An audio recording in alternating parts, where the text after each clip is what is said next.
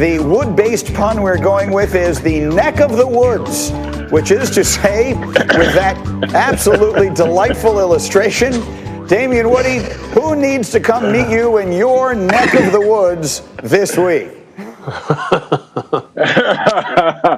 Greeny, I'm gonna need the Seattle Seahawks defense to come to the front of the congregation right now, because boy, I have to have a word with those boys right there.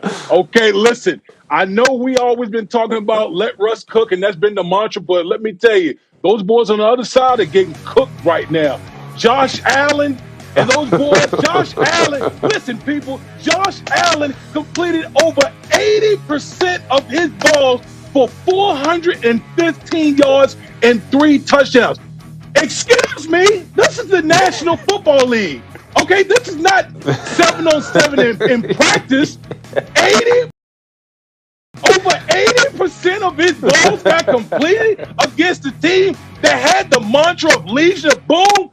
Ladies and gentlemen, this is not your brother's Legion of Boom right now. We can no longer call them the Seattle Seahawks. They are forever called the Seattle Gullies right now, okay? Oh. You cannot get the Seahawks because Seahawks are mean and nasty. Gullies are nice. You can pet them and all that type of stupid stuff. When you let somebody complete 80% of their balls, y'all need to get the hell up out of here thinking y'all playing defense on that side over there. Jamal Adams, okay, all y'all boys, man, get right, because I will come after y'all again if I continue to see that on film. Believe that.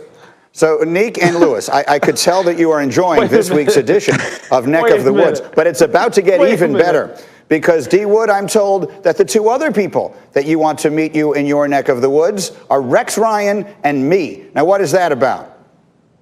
Listen, I was eating a breakfast sandwich at the house the other day, and I turn on the TV, and I'm like, what the hell am I seeing from my man Rex and Greeny? Like, what is this crossover dance that Rex was doing? What is this? What the hell is Greeny? Greeny! Is that, wait a minute, hold on. Greeny, what's going on here, Greeny? Fresh, you got the fresh shave. Rex doing some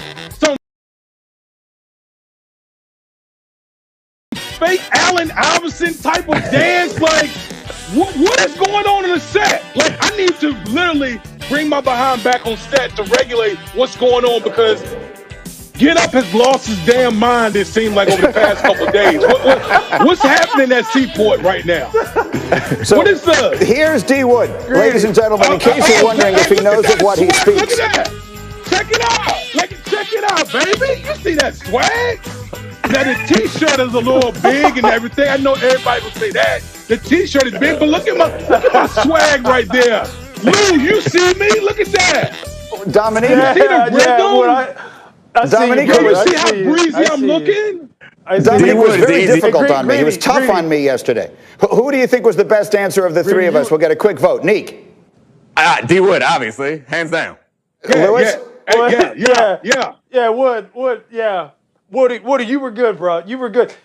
Greeny, you were serious, though. I can tell you were taking that stuff real serious. I don't know.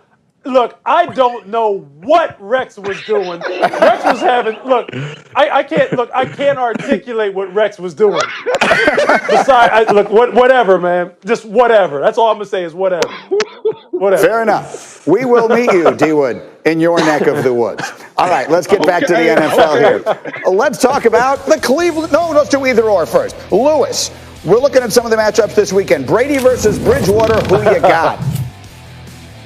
Yeah, look, Tom, Tom, when I just talked to Tom Brady just the other week when we were getting ready to do Monday Night Football, look, this guy still is trying to prove to people that he is worthy of being in the NFL and being a starting quarterback. So you think after that performance last week, he is going to come back and not just blister Carolina? I would have a hard time betting against him. You know if he goes into the office at 5 o'clock every day, he was in there at 4 o'clock this week. I'm going Tom Brady all the way on this. Domonique, Russell Wilson or Aaron Donald matching up? Who you got? Give me Aaron Donald. We all know he is unblockable by 1 or 2 people. And you traditionally, when you play him, you try to get rid of the ball quickly. That's not what Russell does. He buys time and makes things happen. I think Aaron Donald, and it's underrated, I think Rams defense they show up and they play well against the Seattle Seahawks. And I think they even pull out a win. And then, D. Wood, we come to you for Deshaun Watson or Baker Mayfield, Texans-Browns. Who you got? I'm going with Baker Mayfield, and the reason why is because I think that running game is going to help him a lot.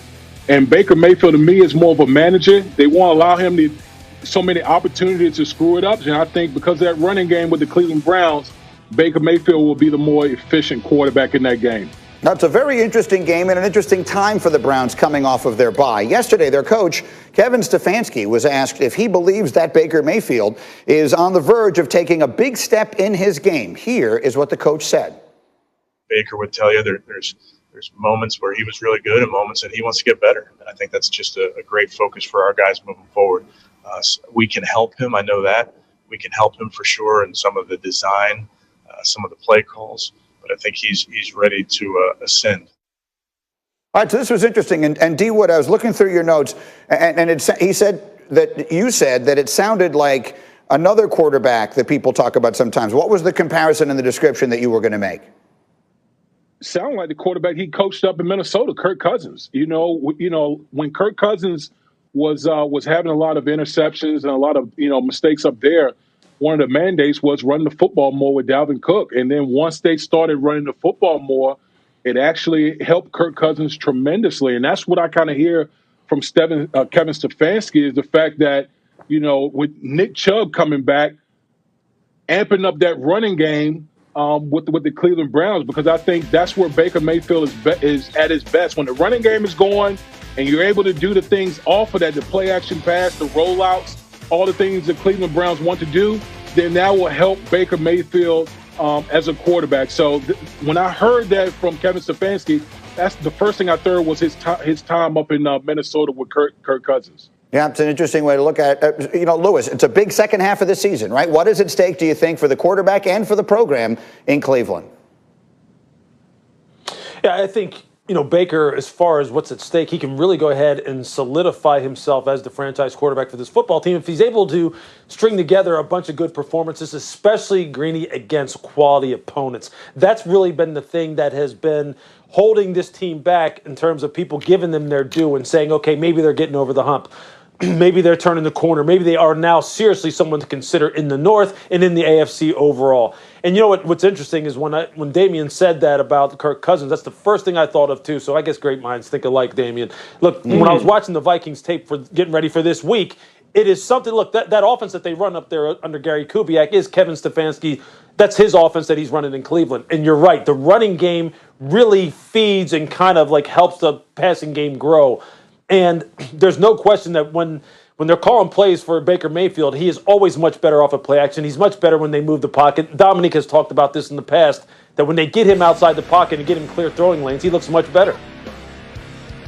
And so, Domonique, let's just make the prediction here. Right now, they're 5-3. If the playoffs began today, they wouldn't make it. Do you think the Browns make the playoffs this year?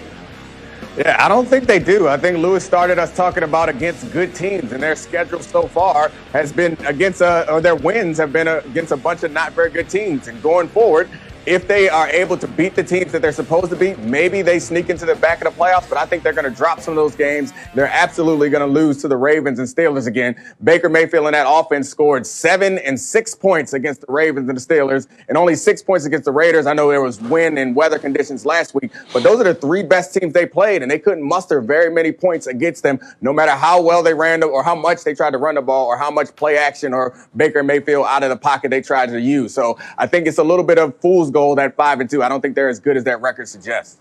Be interesting to see it. As we looked it over before the show started, there are probably 2 teams in each of the divisions in the AFC who are better than them, including their own. But the schedule, they do have some, I'm not going to